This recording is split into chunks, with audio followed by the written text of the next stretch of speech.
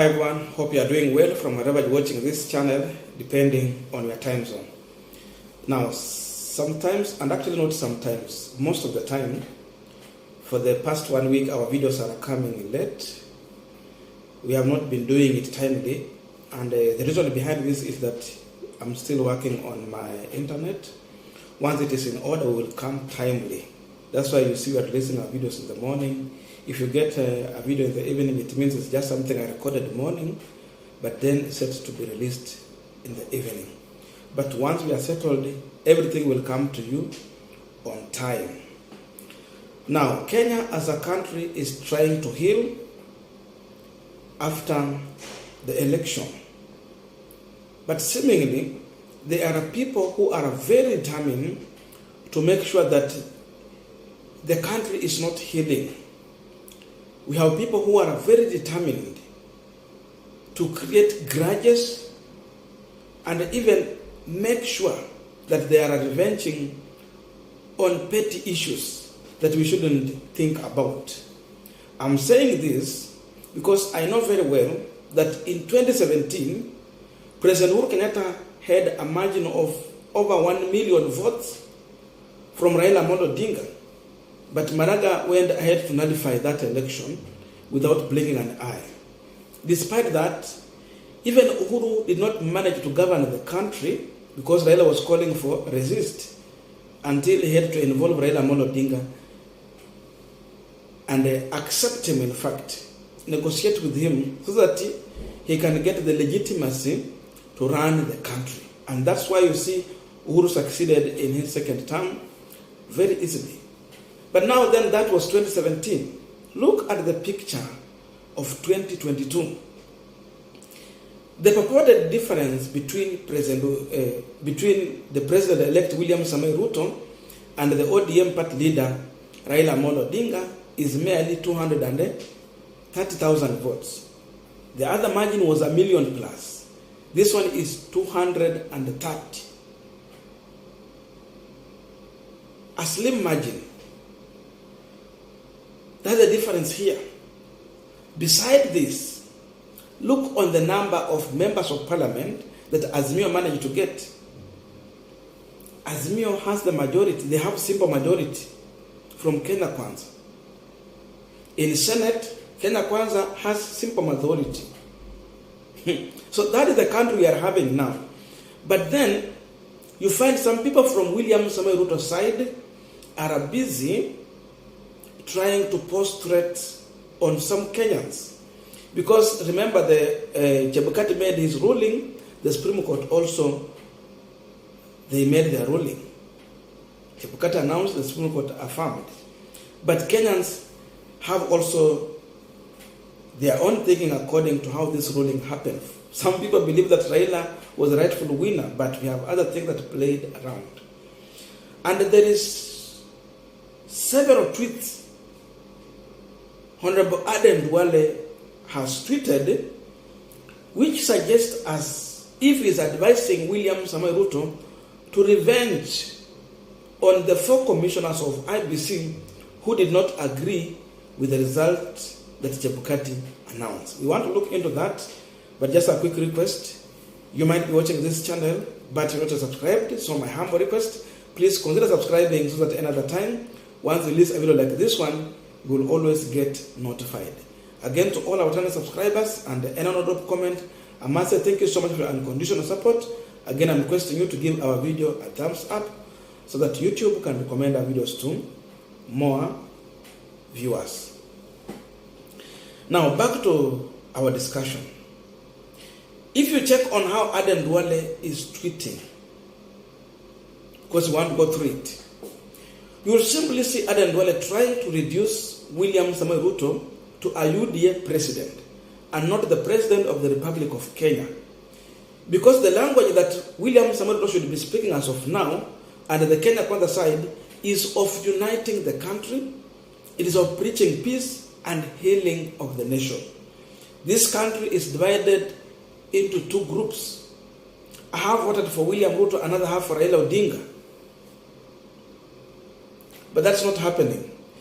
Aden Duale post is coming after the 4 commissioners of IEBC shared a letter, and I want to read that letter and what Aden Duale commented. This is what the 4 commissioners said, those who are descending. Press statement. After the Supreme Court of Kenya made the ruling yesterday, the 5th of September 2022, on the presidential election petition, particularly with regard to our role as commissioner, we wish to convey our appreciation to the honorable judges of the Supreme Court of Kenya and confirm that we respect their collective decision. We also state here that we agree with the statement of chairperson of the commission, which was said to the media yesterday. We wish to reiterate that we stand by the rule of law and status that promote the effectiveness of the work of the commission. Signed by Commissioner Irene Masit, Commissioner Juliana Cherere, Commissioner Francis Wandera, Commissioner Julius Nyangaya. That is the statement they issued. After that, Aden Duale decided to react. And I'm going to read the tweet that Aden Duale has made here. And from your point of view, I'm waiting to read your comment. Because according to me, Duale is kind of dividing the country rather than allowing the country to heal.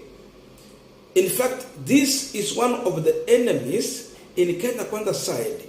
People who should be helping William Samoei Ruto to govern the country, to unite the country, and even heal the wound. But instead, they are busy digging deeper into those wounds. This is what he said. Change your tune, but you must face the music. Today, the IEBC commissioner issued a statement which I can only call abuse of the Kenyan people.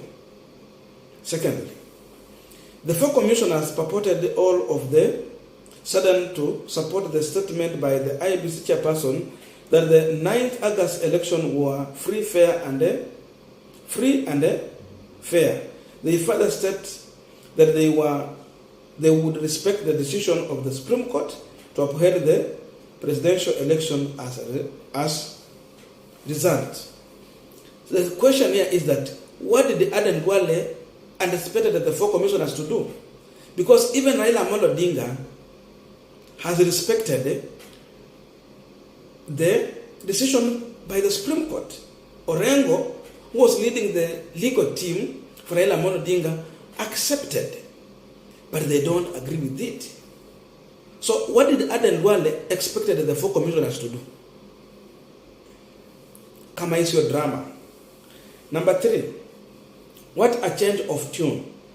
These are the same commissioners who almost took this country into a crisis as they purport to make false claims not only against the IEBC Kenya chair, but of an election that they oversaw to the end, but on realizing their master had failed, they purport to create confusion at the 11th hour.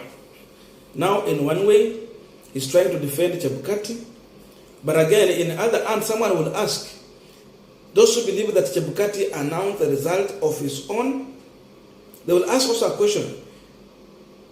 If Chebukati was also announcing the result, which was not from Kenyans, was he also not taking the country into crisis? Number 4, these are the same commissioners who took the Kenyan to a ride as they appear in the media conference with the 0.01 embarrassment circle in what they call mathematical absurdity. These are the same commissioners who look straight to the camera without blinking and made false statement that the election were opaque and a one-man show just to discredit the election process and overturn the clear win of President-elect William Samoei Ruto. If someone say that Chebukati took a role, a unanimous role, rather than a commissioner role to involve everyone in this result, it is true, even the court spoke to this. They said this role should be involve all the commissioners, but not the chairman only. So I don't see anything wrong with that. Number 6, they went ahead and filed a pleading and a tone of the paragraph in fabricated affidavit alleging and lying how the results were unverified and never approved, and hence they begged, prayed, and forward prayer that the Supreme Court would nullify the election. Number 7, these are the same commissioners who walk out of Bomas after being pressured by their master to discredit and override will of the people. If they don't agree with the result, what do they need? What do you need them to do? For me, they made the right decision. If you don't agree with someone, then don't be part of what he is doing.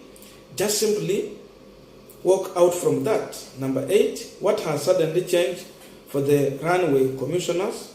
Just because all their evil plan failed, now they want to move on as if nothing ever happened. Azimio side have grievances. They don't believe in Chebukati. Now, Duale, purporting that the Kenya Kwanza side are aggrieved, they don't believe in the 4 commissioners. So if all the side, Azimio and the Kenya Kwanza, don't believe in some of these commissioners, so what role does Aden Duale want William Ruto or Kenya Kwanza government to do? Because the best thing is to solve the problem, but not to create more wounds. Raila and the team don't believe in Chebukati. William Ruto and the team don't believe in the 4 commissioners. So how do we move forward? Should we make the Kenya Kwanza side and William Ruto happy by removing the 4 commissioners? Should we make Raila Odinga happy by removing Chebukati? If Chebukati is still in office, the 4 commissioners should continue with their work. In fact, if you look, Chebukati and the other 3 commissioners, seemingly it's like they were supporting the president-elect William Samoei Ruto. The other ones, as they have said, they have been supporting the other side. So this is the best commissioner we need to have. So that the other side will say, okay, we have our 4 people, if that is the way they want to go. The other side, they will say, okay, the other side was on our side. So this is the best way for the whole commissioner to checkmate each other moving forward, but not to revenge. This guy has continued. No, it cannot be business as usual. The action in what appeared like cinema, featuring Cherel as the lead actor and the voice actor, is a pure, blunter, gross violence of the Constitution and the law for attempt to subvert the will of people through fabrication. Their action were also nothing short of gross misconduct as they walk out in cohorts with their wicked master to negate a free and fair election. Consequently, 4 commissioners should be held accountable both individually and collectively. This is a mind of a man who is ready to revenge. Should Ruto revenge after even being given power, or should he heal the nation? If William Samoei Ruto is going to take the direction in which Aden Duale is suggesting, then he might not even play a father figure in the government that Jubilee or Kenya Kwanza, not Jubilee, UDA or Kenya Kwanza is going to form. If he's going to listen to the people like Aden Duale, then the country will be heading to a wrong direction. We don't know what step Raila Odinga will take from here. After saying he don't agree with the result of he respects their ruling, but he don't agree with it. We know as of his age, he cannot do what he was doing, but he can decide again to do so. Because remember, this is a country that has half one side, another half one side. Ukisema saizi resist this and this like what they did last. Will William Samoei Ruto comfortably govern this country? The answer is no. He will have problem. It will be very hard for him even to collect the revenue in this country once someone is calling for resist. For Ruto to govern this country, he should shut down people like Aden Duale ideas in his side.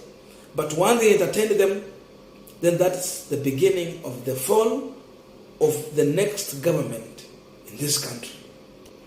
Because in my view, what Aden Duale should be focusing on more of is telling Kenyans on how they are going to make sure that the manifesto that William Ruto was selling to the electorate is going to be implemented. The billions of money to the youth, the mamamboga, the jobs, and everything. He should be explaining to the electorate how they're going to do this. He should be in the boardroom meeting trying to craft out on how they are going to make sure that life is easy for Kenyans. But you see what is as embarked on? Is this the wera ni wera yenye alikuwa anaambia wa Kenya? See you in our next video.